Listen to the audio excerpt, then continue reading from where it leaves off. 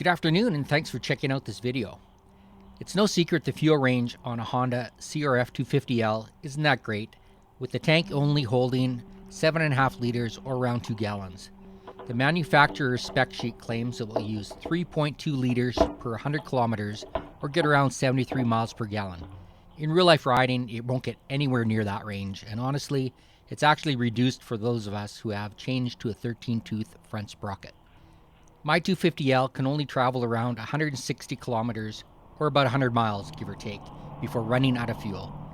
In most cases, I can find a gas station before that, but I really don't want to chance it when I'm riding in the backcountry. I don't want to have to haul a bulky fuel can on my luggage rack, so I built this PVC storage tube that holds my emergency fuel.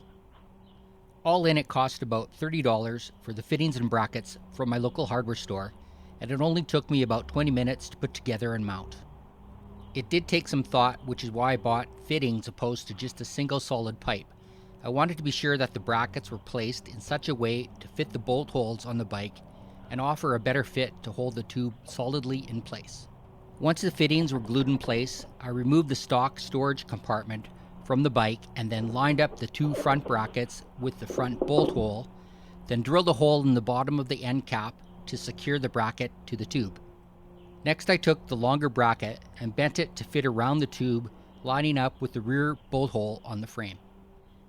Last, I tightened up all the bolts on the front brackets, then secured the rear bracket in place with some zip ties.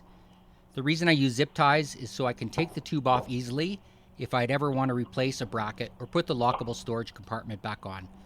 For additional stability, I zip tied the tube to the helmet lock. As you can see, it's quite sturdy even after taking a few falls.